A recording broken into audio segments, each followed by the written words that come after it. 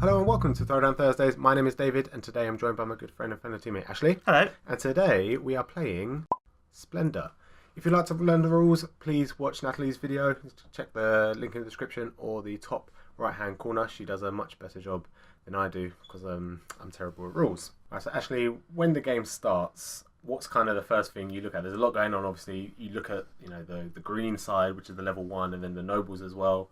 Is there any particular aspect that you look at straight away? Or? I don't look at the nobles from the beginning. I mainly just want to get something at the beginning, whether it's red, blue, you can see out there. I just want to go for whatever I can. Just want a free resource early as possible. Yeah, exactly. Obviously, the earliest you can get it is the third turn. Obviously, you've got that blue in the corner, so 2 black and a white. You can either go for the double black, which is what James has done, or you can get 1 black and 1 white the next turn, get another 1 third turn, hopefully buy it.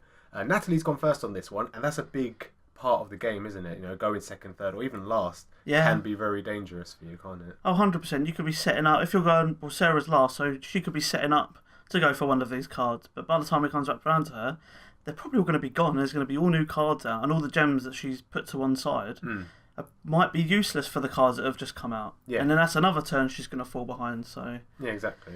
So we hit the third round and Natalie's already bought her first one, and you've obviously gone for the cheapest one, which is only 3 gems, which is what you really, really want, isn't it? 100%. And it's beautiful as well mid-game when the cards come out and you can just pick them up for free.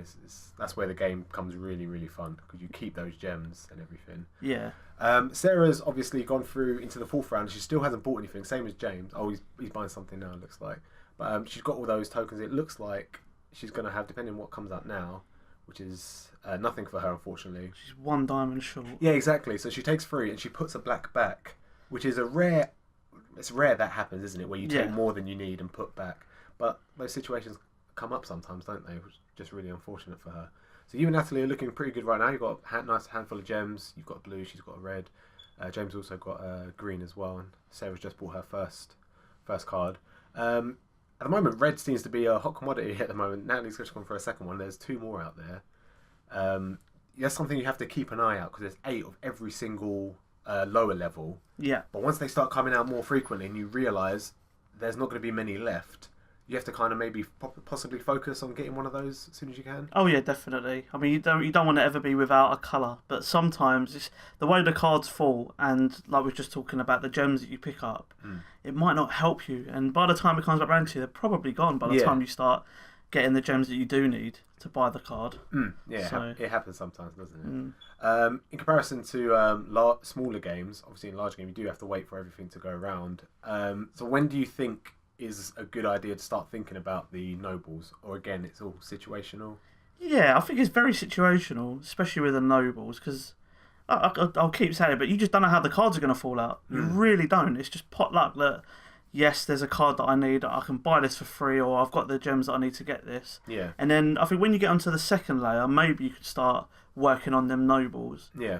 But yeah, sometimes you could get them on the first lot of cards. Yeah. There's no reason why you can't. If the cards fall out perfectly for you, then you can get all the nobles. Why not? Yeah, exactly. You might as well. Yeah. So I think this is the 4th red gem to come out. This has been taken by James. Natalie seems to be taking quite a few of them. She's got 2 already. I think she's reserved 1 as well, so she's got 1 in hand.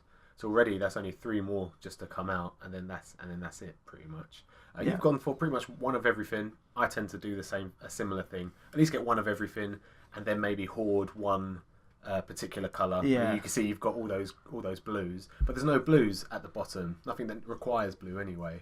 But keeping those gems away from everybody else it can affect other players, can't it? Yeah.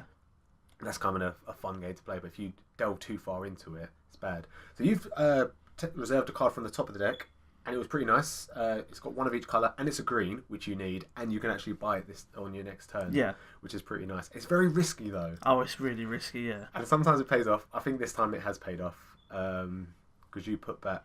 I know you still got it. Looks like you still got it in hand. You bought another green instead. But yeah, like you said, it can pay off. Sometimes it can't. Yeah. It's really good. Like when you can see there's loads of reds out at the moment, and none are coming out. You think to yourself, I'm going to take a risk. I'm going to take the top card, and it's going to be a red. And sometimes it works, and sometimes it doesn't. No.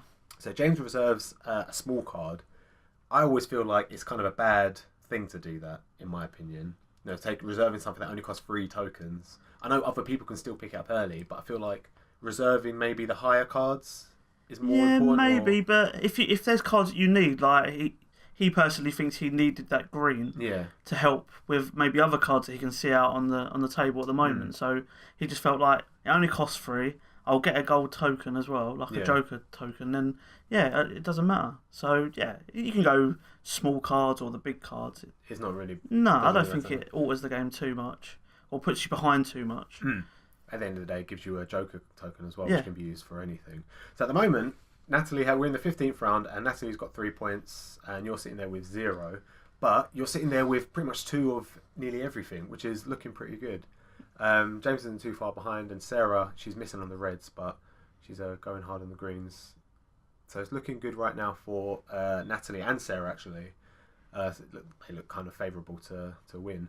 Also, when you buy a card from your hand, it stops the lineup from being replenished as well. So sometimes it's nice to keep those cards back in, especially like James. He had a cheaper card, and he just thought, you know what, there's nothing I want to buy. I don't want to replenish the lineup. I'll buy this in my hand, and someone else can do it.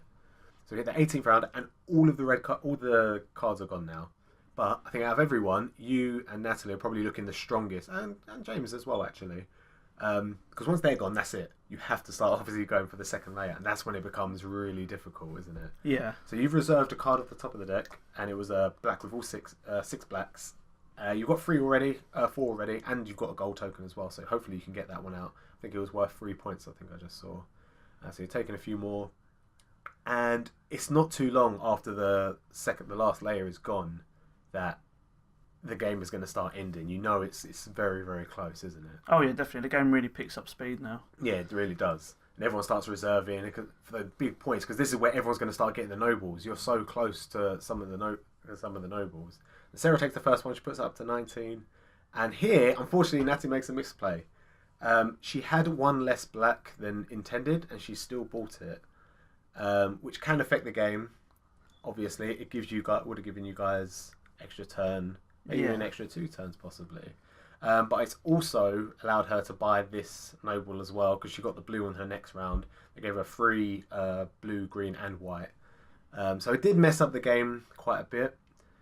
She does actually take a turn here of picking cards. Maybe if she swapped those 2 turns around, maybe it would have been the same. Maybe it wouldn't. But yeah, it's hard to call, really. Yeah. But it does mess with the game slightly, just because we haven't noticed that during the game. I don't know how none of us noticed that during the game. Yeah, I watched the live footage, and yeah, she definitely only had 1 black. I think at that point, I'd probably made a misplay myself, and I was really frustrated with myself, so that's probably why I ignored it. Yeah, exactly. So Natalie ended up finishing the round, because she obviously bought that the green at the beginning. She had the 6 green as well, which allowed her to get 4 red and green. So she got another noble there. So she ends on 16 points. Ashley, unfortunately, you was on 6 points. Yeah. So you feel like you played pretty bad on this one. Yeah, there was definitely a card at some point I missed during this game, and I was just trying to focus on the card that I had in my hand, not seeing that there was a perfectly good red I could have bought out there. And yeah, it stayed with me after that, and just couldn't get out of my head that I just made that stupid misplay. James mentions about having tunnel vision with certain games that he plays, and this is one of those games sometimes when you're focused on one particular card, that's all you go for. Yeah. But it's a fun game, it's nice to build, like you think, I want to aim for this card, and you buy all these little cards, and you get rewarded with the big points that you wanted. The one thing I noticed about this one, no one actually touched any of the blue cards, which isn't rare. I've seen many a game where we've played this game. I think out of all the games we've played, this is the one we've played the most, I think. Yeah, anyway. I think so. That and DC, I would say.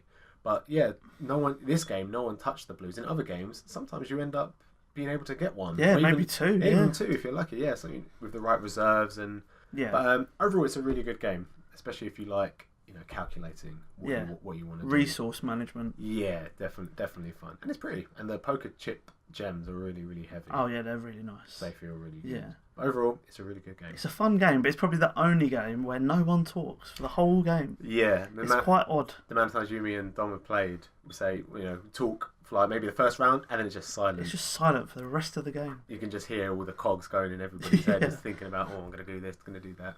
And keeping an eye on what other people have is also a key feature as well, isn't it? Yeah, definitely. Making sure, that person can buy this card, maybe I'll buy this card or reserve it just so they don't get it. Well, that's pretty much it for this video. I hope you guys enjoyed, and we'll see you next time. Goodbye.